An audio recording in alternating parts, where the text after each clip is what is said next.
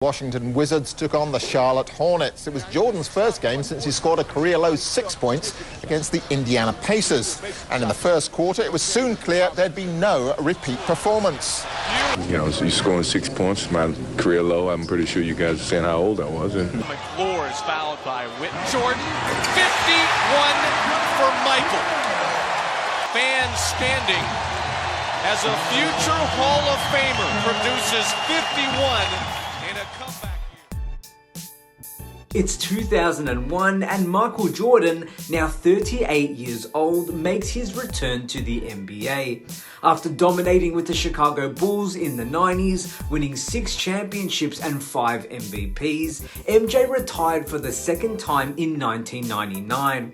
But 2 years later, he decided to come back, this time with the Washington Wizards. Now, when Jordan returned, there was a lot of excitement, but also a ton of doubt.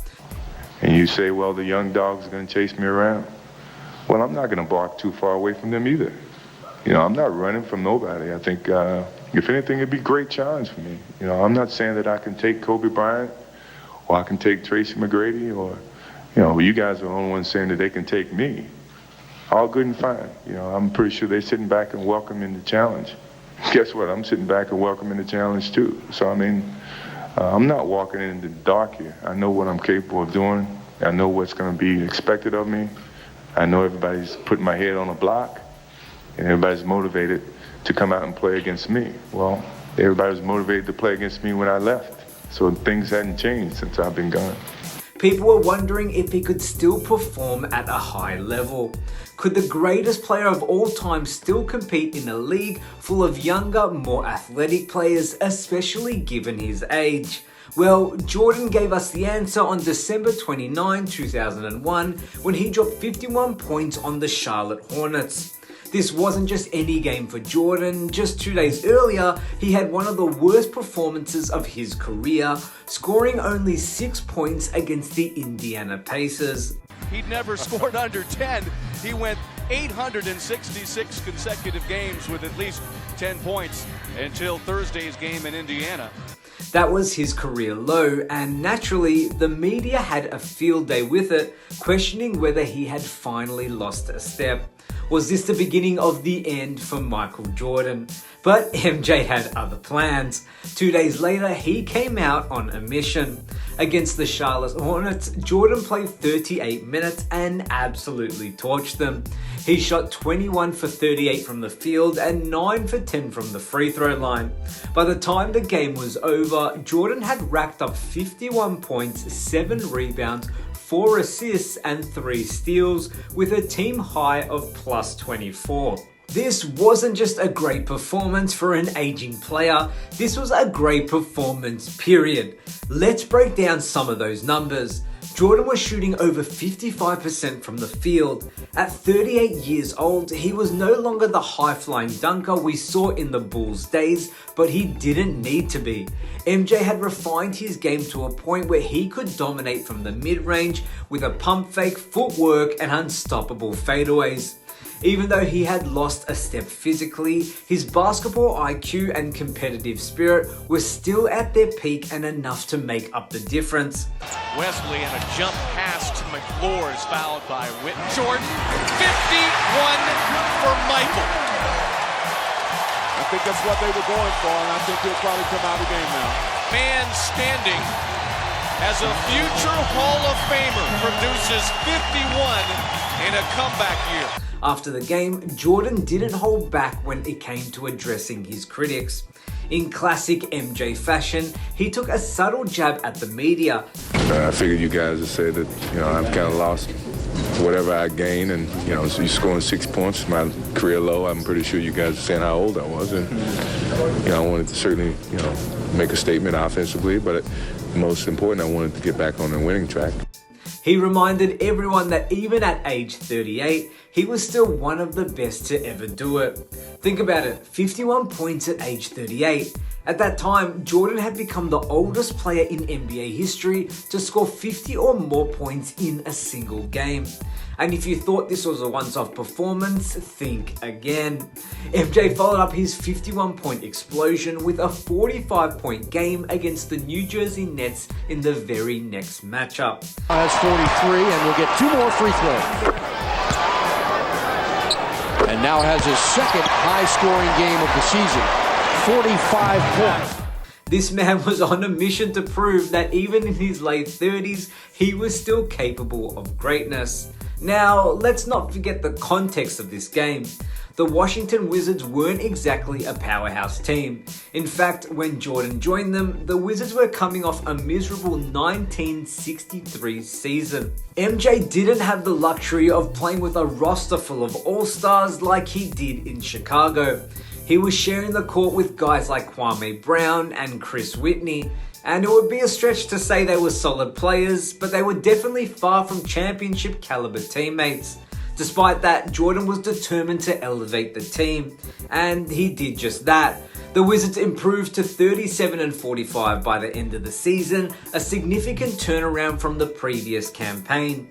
Jordan finished that season as the team's leading scorer, averaging 22.9 points per game. Not bad for a guy nearing 40, right? Chris Whitney, one of Jordan's teammates, talked about how inspiring it was to play alongside the GOAT. When he walked in the room, it seemed like the lights got brighter. It did. It seemed like the lights just got brighter when he walked in the room. And it was, again, it was amazing, to see the work ethic, to see the drive. He would get on the bus and he would say, "Hey, man, I remember this, Hottie." Because, Jihadi, I said right in front of him. You said in front of MJ. I said right in front of him. And I sat across from him, and Popeye sat behind me. Right, yeah. And we would always have these talks. And MJ would be like, "Hey, I'm telling you, we get to the playoffs, anything can happen." And he would say stuff like, "Watch, I'm going to turn into something else." And I used to be like, "What?" And he had one bad. Yeah, he also said, y'all not going to like me if we get to the playoffs. Yeah. That kind of mindset Jordan had. He wasn't just there to play out his final years. He believed he could still lead the team to the playoffs despite the insignificant talent they had, and he pushed his teammates to follow his lead. Now, a lot of people criticized Jordan's decision to come back with the Wizards. They said it was tarnish his legacy, that he wouldn't be the same player, and that he had nothing left to prove. But here's the thing. Jordan didn't care about any of that, or especially his critics. If you guys don't know me by now, you will, is I'm not afraid to take on a challenge when people probably look at it as hurting the things that I've accomplished thus far. So I'm not looking at this legacy thing as much as you guys may be looking at it, because in retro, I appreciate it. I think that's very caring of some of you guys. But believe me, I've thought about that well in advance of me taking this step. And I don't think that's going to dictate the way I play the game of basketball. I'm going to go out and try to play it the best way possible. You guys are going to compare me to when I came into the league, taking off from the free throw line, 1988, winning championships in 91, 92, 93, 96, 97, 98. I know that coming in. But that doesn't mean I don't love the game and I don't want to play the game. I'm just trying to play a game of basketball. And what if I'm tired of playing in the YMCAs or the Boys and Girls Club? I want to step up to the elite competition. If I can do it, great. If I can't, that's great too. But you can't take my 6 championships away. You can't take all the things that I've done, as much as you probably would want to. I'm just going to play the game of basketball that I love. He came back because he loved the game, and he believed he could still make an impact on any franchise. And I guess it was fitting that we saw that with a 51-point game, and he absolutely did that to silence the media.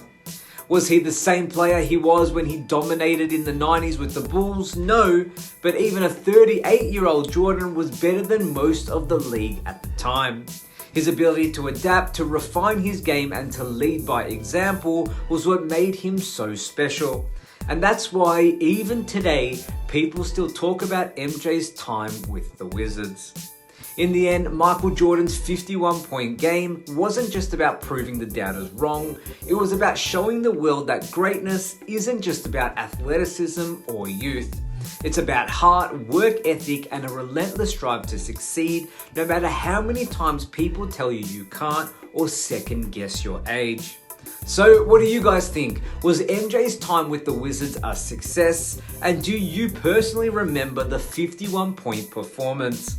Let me know your thoughts in the comments below, and if you enjoyed this video, don't forget to like, share, and subscribe for more upcoming videos and NBA content. My name is Damian Peters. As always, thank you so much for watching, and I will see you next time.